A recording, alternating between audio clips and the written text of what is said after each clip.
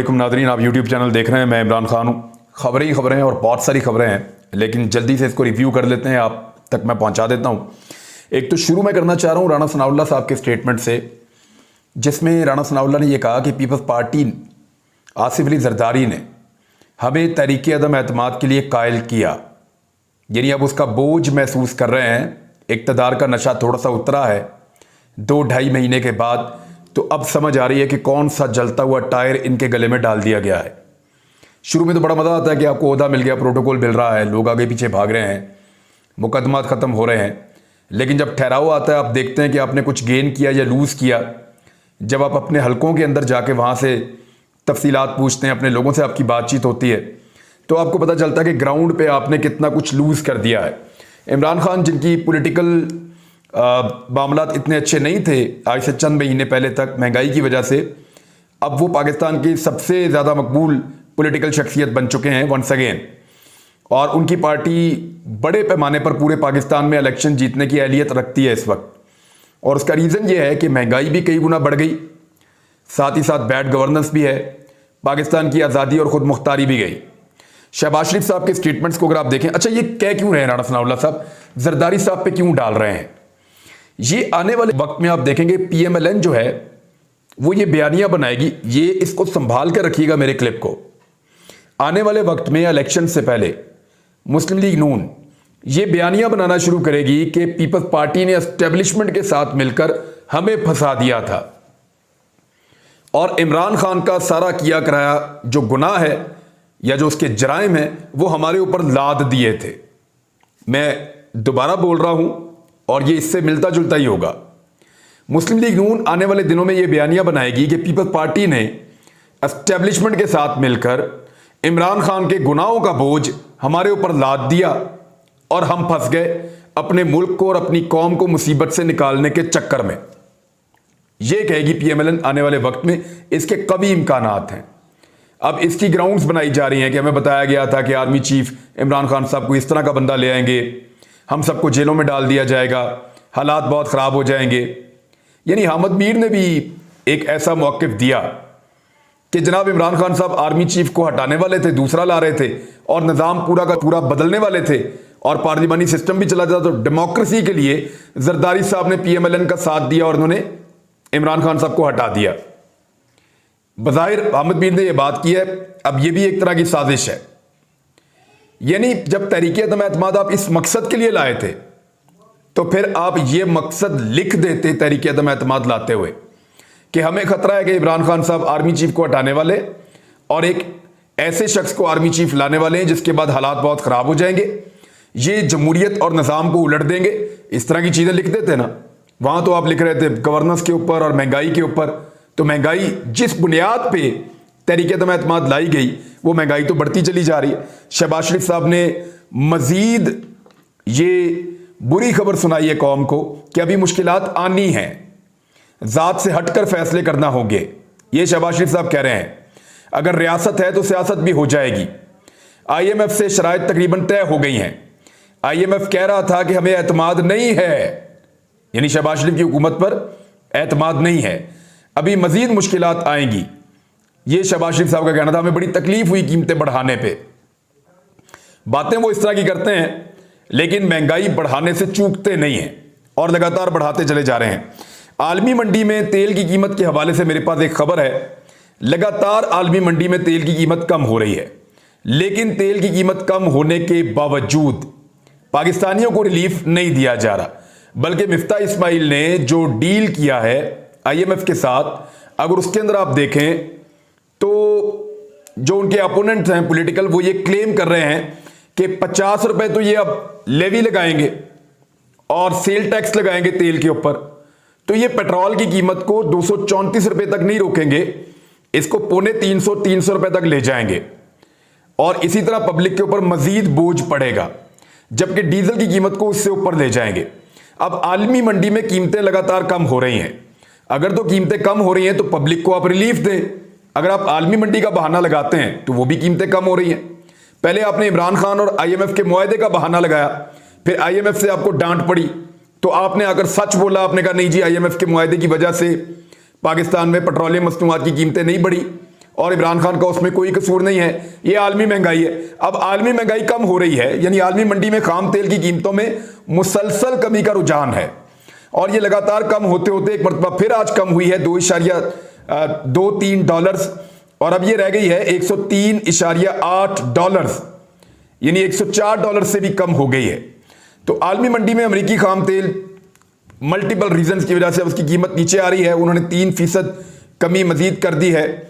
तो इस तरह पाकिस्तान इससे फायदा उठा सकता है और अपनी पब्लिक को यही रिलीफ ट्रांसफर कर सकता है। लेकिन ये हुकूमत क्योंकि कोई प्लानिंग नहीं है तो ये रिलीफ ट्रांसफर आम आदमी के ऊपर नहीं किया जा रहा। मिफ्ता इस्माइल ने जो स्टेटमेंट दिया वो भी बहुत इंपॉर्टेंट है। इसमें मिफ्ता इस्माइल का अगर आप ये स्टेटमेंट भी देखें कि हर चीज की कीमत बढ़ाने की जिम्मेदारी या जिम्मेदार हम हैं और हमारी हुकूमत है, ये मिफ्ता इस्माइल का स्टेटमेंट है। यानी IMF को मनाना हो तो इस तरह के स्टेटमेंट देने पड़ते हैं। अभी तक इनका मुआहदा नहीं हुआ, कल एक रोला डाल दिया था कि मुआहदा हमारा हो गया है, लेकिन अभी तक मुआहदा नहीं हुआ और देखना यह है कि IMF मजीद कौन सी शराइत ऐसी रखता है जो इस हुकूमत से पूरी नहीं होती, क्योंकि इन पर वो एतबार करने के लिए तैयार नहीं है। लेकिन जैसे जैसे IMF के साथ मामला तय हो रहे हैं, इन्होंने चाइना की मिन्नतें की, इन्होंने सऊदी अरब की मिन्नतें की, तो कुछ पैसा जो है वो चाइना से इनको सपोर्ट के तौर पे मिल रहा है और ये 2.3 अरब डॉलर गालिबन ये हैं और उसके बाद इनको, और ये कर्जा है, याद रखिएगा, ये फिर पाकिस्तानी कौम के ऊपर बोझ पड़ेगा।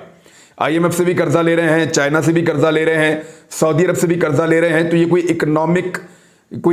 ऐसी इकोनॉमिक एक्टिविटी नहीं है जिससे पाकिस्तान आगे बढ़ रहा है। ग्रोथ इनके दौर में नीचे चली गई है, रेमिटेंसेस नीचे चले गए हैं, एक्सपोर्ट्स तबाह हो गई हैं, हर सेक्टर को इन्होंने मुकम्मल तौर पे तबाह कर दिया है। बिजली की कीमतें मजीद बढ़ाते चले जा रहे हैं, यानी जब से इनकी हुकूमत आई है 80% बिजली की कीमतें बढ़ाने का इनका पूरा मंसूबा है, जिसपे तकरीबन अमल दरामद हो चुका है। जबकि अभी जो कराची के अंदर के इलेक्ट्रिक है वो भी बिजली का एक बड़ा जोरदार झटका देने वाली है कराची के शहरियों को, यानी 11 रुपए से ज्यादा बिजली के यूनिट के ऊपर वो इजाफा करने जा रहे हैं। जबकि अद्वियात की कीमतें 25% इजाफा उनका भी होने जा रहा है। उनके मुतालबात सामने आ गए हैं और उन्होंने हड़ताल की धमकी भी दे दी है और हुकूमत को अब अद्वियात की कीमतें बढ़ानी पड़ेंगी। पहले भी जब से ये हुकूमत आई है अद्वियात की कीमतें बढ़ी हैं, अगर ये 25% कीमतें और बढ़ती हैं तो आम आदमी के ऊपर कितना बोझ पड़ेगा इसका आप अंदाजा लगा सकते हैं। इसके अलावा एक और खबर है और वो खबर बहुत अच्छी है इमरान खान साहब के हवाले से। स्टैनफोर्ड यूनिवर्सिटी है और उन्होंने एक रिपोर्ट जारी की है। स्टैनफोर्ड यूनिवर्सिटी की जानिब से इमरान खान हुकूमत के एहसास प्रोग्राम की तारीफ की गई है। अपने रिसर्च पेपर में यूनिवर्सिटी ने यह लिखा है कि पाकिस्तान के एहसास प्रोग्राम ने उस मुल्क के सबसे कमजोर तबके की बेहतरी के लिए आलमी सतह पर गुर्बत को मिटाने की कोशिशों में अपने आप को मनवा लिया है। यह प्रोग्राम गुर्बत के लिए एक जामे और मरबूत लायहा अमल है जो कमजोर पाकिस्तानियों को मशरूत नकद रकम की मुंतकली, टारगेटेड सब्सिडी, सेहत और ग़िज़ाइयत जैसी सहूलियात फराहम करता है। यह प्रोग्राम मुख्तलिफ पॉलिसियों के निफाज और उनकी इस्लाहात पर रोशनी डालता है। इसके साथ साथ अच्छी क़यादत की अहमियत, यानी इमरान खान साहब को वो अच्छी क़यादत की अहमियत कह रहे हैं। इससे पहले भी प्रोग्राम आते रहे, अरबों रुपए इन्होंने झोंका है सब्सिडीज के अंदर, प्रोग्रामों के अंदर, बेनजीर प्रोग्राम में, लेकिन वो सारा पैसा, उसमें से बड़ा हिस्सा जो है वो ब्यूरोक्रेट खा जाते हैं, बड़ा हिस्सा जो है वो पॉलिटिकल लोग खा जाते हैं, बड़ा हिस्सा जो है वो इदारों के अंदर बैठे हुए लोग खा जाते हैं, तो आम आदमी तक पैसा पहुंचता ही नहीं है। मिसाल के तौर पे मैं यहीं पे इस खबर को भी रोकता हूं, वापस आऊंगा इस पे। ये खबर मैं आपको पहुंचाता हूं कि जो पैसा गरीब को मिल रहा था ना 2000 रुपए, वो पूरा 2000 रुपए भी गरीब आदमी को नहीं मिल रहा। लोगों ने यह शिकायत की है कि जब हम 2000 रुपए लेने जाते हैं तो 2000 रुपए हमें मिलता नहीं है, बल्कि हमें वहां जाने के बाद पैसे कम मिलते हैं और जो पैसे हमें मिलते हैं वो लगभग 1800 रुपए हैं। जो फ्रेंचाइज से 2000 के बजाय 1800 रुपए मिल रहे हैं, ये खवातीन ने इसके ऊपर शिकवा किया है और ये मुख्तलिफ टीवी चैनल्स के ऊपर ये खबर चली है। यानी वो जो 2000 रुपए मरियम औरंगजेब ने कहा था ना, जिस पे शादिया मरी ने 786 उठा के दिखाया था कि इस नंबर के ऊपर कॉल करें, उस पर कॉल करें, पैसे उल्टे कट जाते हैं। एक तो गरीब आदमी के कॉल करने पे पैसे कटते हैं, उसके बाद जब उसको 2000 रुपए जब वो आदमी लेने जाता है तो उसको 1800 रुपए मिलते हैं। तो ये एक और उसकी जेब के ऊपर डाका डाल रहे हैं। अब वो 200 रुपए कहां जा रहा है, इसका जवाब हुकूमत दे। बहरहाल जो स्टैनफोर्ड यूनिवर्सिटी ने कहा, उन्होंने कहा कि एक अच्छी क़यादत की अहमियत मजबूत इदारों की तामीर और डेटा की सही कलेक्शन और टेक्नोलॉजी को मौसर तरीके से इस्तेमाल करने और गुर्बत के खात्मे के लिए एक मरबूत जामे नुक्ता नजर के इस्तेमाल की तरफ इशारा करता है। यह पूरा प्रोग्राम जो इमरान खान साहब ने शुरू किया था, तो इस लेवल की तारीफ इमरान खान साहब की, दुनिया की सफ़े अव्वल की यूनिवर्सिटी उनका जो रिसर्च पेपर है वो कर रहा है कि दुनिया के अंदर उन्होंने देखा जो प्रोग्राम हुए कोविड के दौरान, उनमें टॉप का प्रोग्राम है एहसास प्रोग्राम जो इमरान खान साहब ने दिया था। इकोनॉमी उनकी ठीक चल रही थी, हर चीज इमरान खान साहब ठीक चला रहे थे, मुल्क चल पड़ा था, लोगों को सब्सिडीज मिल रही थी, एशिया के अंदर वो एक नई दुनिया बना रहे थे, यूरोप और मगरब के साथ भी ताल्लुकात को बराबरी की सतह के ऊपर लेकर आ रहे थे, खुद मुख्तारी और आजादी की बात भी कर रहे थे, भारत को भी उन्होंने पहली दफा नकेल डाली थी बहुत हद तक।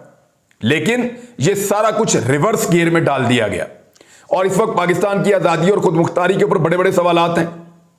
इस वक्त हम मांगने वाले के तौर के ऊपर मशहूर हैं। पाकिस्तान के अंदर गरीब आदमी की जिंदगी जीरन हो गई है, महंगाई का एक ऐसा तूफान है कि 30% तक महंगाई पहुंच गई है, लेकिन इस हुकूमत के अलल्ले तलल्ले खत्म ही नहीं हो रहे, यानी इनकी अयाशियां ही खत्म नहीं हो रही। वो एक कामरान खान का ट्वीट है, मैं आपको पढ़ के सुना देता हूं, और उन्होंने बड़ा अच्छा एलेबोरेट किया है। माले मुफ्त दिले बेरहम, शहबाज शरीफ साहब रहम फरमाए, IMF के सामने सरदगू हैं, फौरी तौर पर 41 अरब डॉलर के कर्जे दरकार हैं और 4000 अरब रुपए सिर्फ सूद की अदायगी में अदा करने हैं। पहले ही फौज जफर मौज मौजूद है।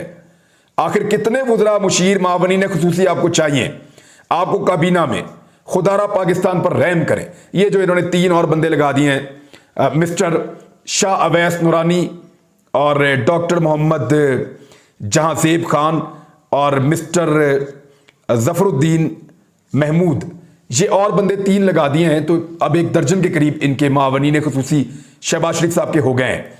इसमें एक और खबर भी है, वो मैं आप तक पहुंचा देता हूं। चौधरी गुलाम हुसैन साहब ने भी इसकी निशानदेही की, बहुत सारे और लोग भी कर रहे हैं। ये जो बंदा है ना जिसको अभी लगाया अवैस नूरानी, ये फजल रहमान के बहुत करीबी आदमी है और नूरानी साहब का बेटा है, लेकिन ये वो आदमी है जिसने कुछ अर्सा पहले तकरीर करते हुए बलूचिस्तान के टुकड़े करने की बात की थी, बलूचिस्तान को एक आज़ाद रियासत, एक आज़ाद मुल्क बनाने की इसने बात की थी। और उस वक्त हमें हमारे इदारों में बैठे हुए हुब्बुल वतनी का सर्टिफिकेट बांटने वाले लोगों ने, उनकी नज़र में आजकल हम गद्दार हैं, हम आजकल बागी हैं, लेकिन उन्होंने उस दौर में हमसे रब्ता किया और हमें कहा कि यार देखो ये क्या कह रहा है। हमने कहा जी क्या कह रहा है? उन्होंने कहा देखो ये बलूचिस्तान को तोड़ने की, पाकिस्तान को तोड़ने की बात कर रहा है, इसकी अच्छी तरह खबरगिरी करें आप अपने प्रोग्राम में। तो हमने जब वो देखा तो हमें बहुत दुख हुआ।